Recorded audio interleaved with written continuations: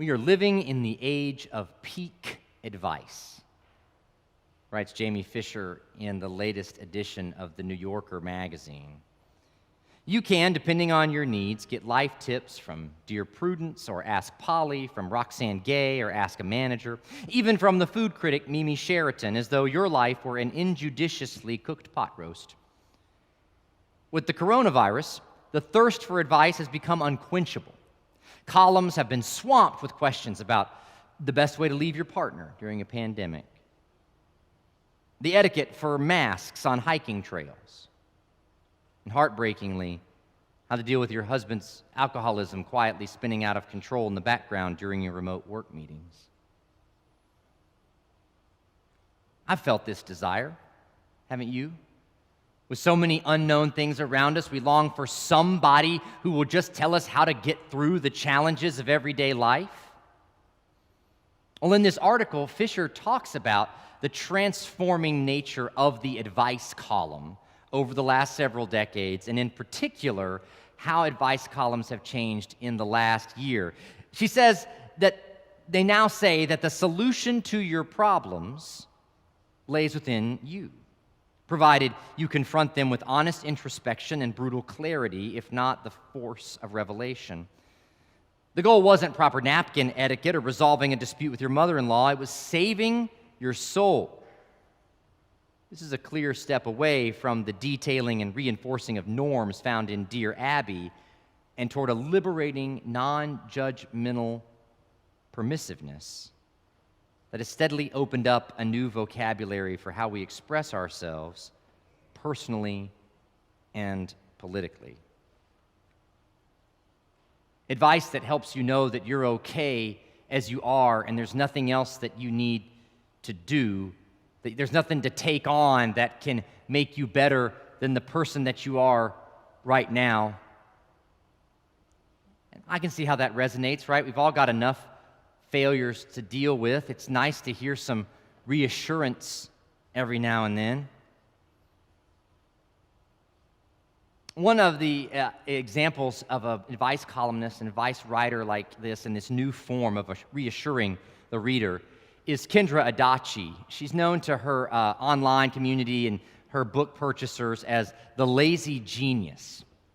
Adachi writes in her bio that she grew weary of all the oughts and shoulds for how to be the perfect wife, how to be the perfect mother, and so she's developed a way of being in the world where she focuses her energy on the things that matter most to her, and she is lazy about everything else. And one of the topics that she discusses in her writing is one that's pertinent to our sermon today. It's also pertinent to this time of year, household chores.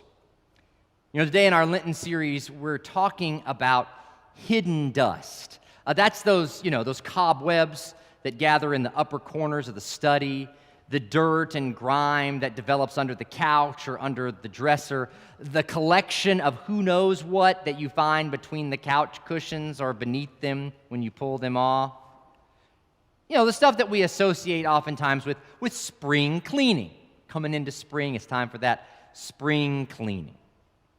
Adachi gives this advice about cleaning your house. Decide what clean means for you.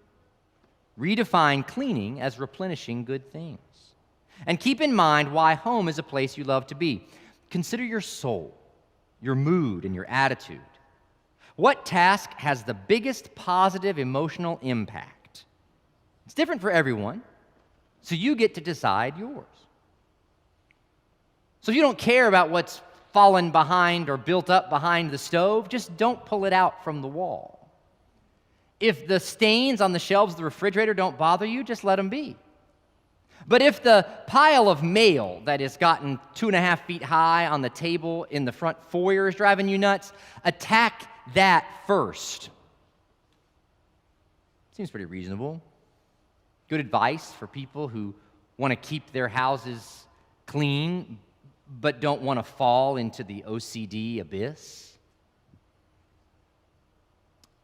But in this series on Dust and Ashes, we're talking about what it means as human beings to be formed out of the dust. And so how do we treat one another in relationships as creatures from the dust. And the threat is that we might take some helpful household cleaning advice about the dust under our furniture and transpose it onto the way that we deal with the dust of relationships with other people.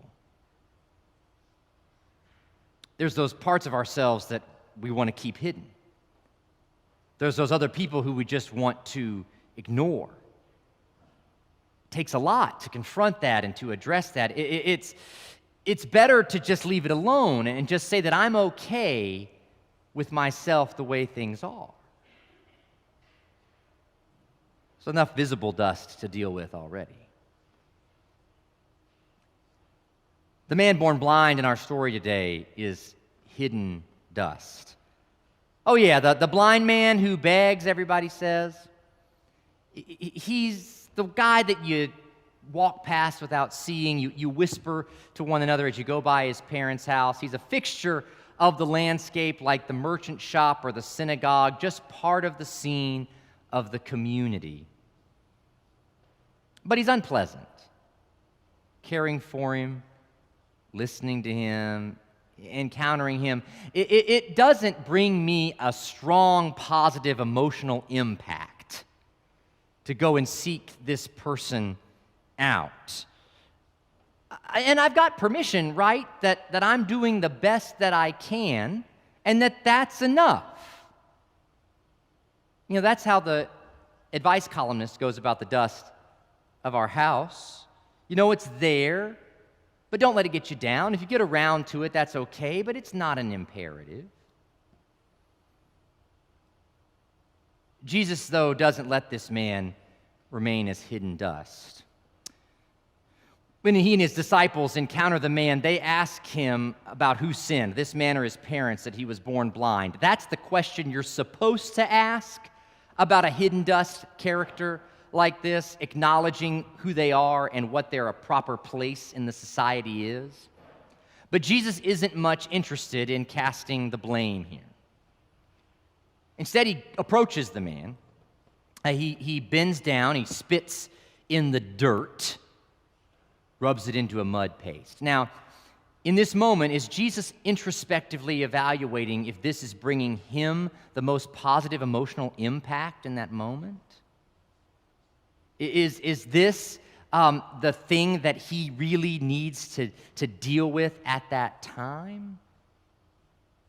He takes the mud, he rubs it on the man's eyes, he tells him to go and wash in the pool of Siloam. The man goes, he does that, and he can see. John seems very uninterested in what kind of delight or joy that brought to Jesus, but we certainly see the difference that it makes in the formerly blind man's life. Now, the people of his community, they're not real excited about the dust being exposed and cleaned up in this way.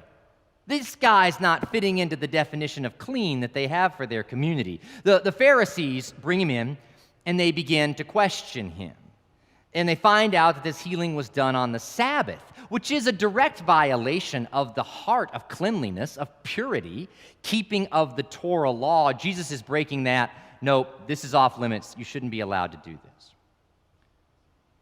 They bring his parents in for questioning. They don't do a whole lot better at redefining this man's identity. They sound like a press secretary for some kind of politician. We can confirm that this man is our son. We can confirm that he was born blind. We will neither confirm nor deny the encounter that he had with this person who restored his sight. If you wish to know more, you can subpoena him for questioning. Even his parents, they've grown comfortable with their son as hidden dust. He's our son, the invalid, our son, the blind man. And we, the heroic parents who have carried this burden all of our lives, it's hard to see dust change and to have to confront how we've let it just sit there all this time. So the man is summoned to the Pharisees a second time, and they still can't believe that this hidden dust is standing here before them. To them, he looks like those crunched up goldfish crackers and the M&Ms that you find between the couch cushions.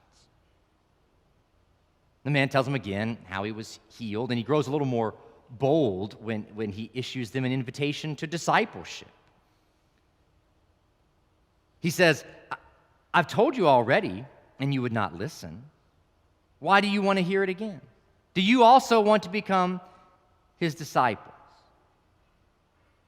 Yeah, it's not good when the hidden dust starts to speak with boldness for itself. So they try to shove him back under the bed or back behind the stove. You were born entirely in sins, and yet you try to teach us, and they drove him out. And Jesus finds the man again. The man pushed back to being hidden dust. Jesus finds him again. This time the man can see. And in this encounter, Jesus speaks of judgment. What we might say is Jesus talks about pulling the stove out from the wall to find out what's fallen behind it. He talks about opening the doors of the fridge to acknowledge the dirty shelves. He's pulling the couch cushions off the couch to see what's been tucked underneath. He's recognizing that there's a lot that we've ignored because, it just didn't make us feel joyful or emotionally content. We don't want to have to deal with that. Jesus exposes the lie that we're already enough just within our own selves, or that actually liberating non-judgmental permissiveness can leave us vapid and empty, and denouncing the miracle of God as disruptions to our chi. You see, we don't want Jesus showing up at our house where we make the monthly mortgage payment on time every month. We've seeded the yard for the spring. We're busy packing lunch for the kids and snacks from the pantry that's well stocked. We don't want Jesus showing up and telling us that 1 out of every 4.6 people in Roanoke lives below the federal poverty level. That's between 20 and 25% of our city lives below the federal poverty level. We don't want Jesus telling us that the average household income in our neighborhood is $60,000 a year, but if you go across the Memorial Bridge or if you cross over 581 into Southeast Roanoke, the average household income is $25,000 a year. Just keep that dust where it belongs in its part of town, please. We don't want to be reminded of the deaths of despair that come from opioid addiction. 3 people in the state of Virginia every day. Or that 300 people in our community, as the temperatures dipped down below 30 degrees last night, were looking for a safe place to sleep because they're struggling right now with homelessness. We don't want to hear, we just want to keep it in the hidden dust that suicide is the second leading cause of death for people in their 20s and 30s. Or that Interstate 81, just north of our town, is a major thoroughfare for the trafficking of human beings. We've got enough to deal with. Let that dust and rust just stay where it is so we don't have to look at it. And that's not even bringing up the stuff that's within our own personal selves. Our short temper, our workaholism, the binge eating, the binge watching, the binge drinking, the anger that's pushed the children and grandchildren entirely out of our lives, the new neighbor who we've just chosen to ignore. We're just trying to get by, put on a smile, get out there, let the hidden dust stay hidden. It's all I can do to just deal with the major surfaces in front of my own face.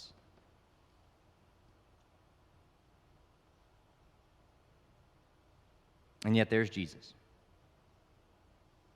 spitting in the dirt, talking to the man who's supposed to be hidden from the community, giving him instructions. His entire community, even his family, want him to stay hidden, but Jesus will not. Jesus acts.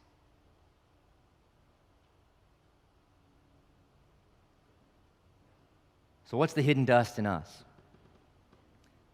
that needs to be stirred up, that we need to wrestle with, you and me? It may feel kind of crummy at first to address that within ourselves. It doesn't create a lot of positive emotional experience. To name our sin and our shortcomings, that can hurt. It can hurt for a while. But it can also bring life. It can restore sight. It can make hope real in the world. That's what doing hard things has the power to do. It may not follow the same track as the advice from the advice columnists for how to keep your house clean. But this is the call from Jesus. And what he's asking for is our pledge to join him in the work. Get it?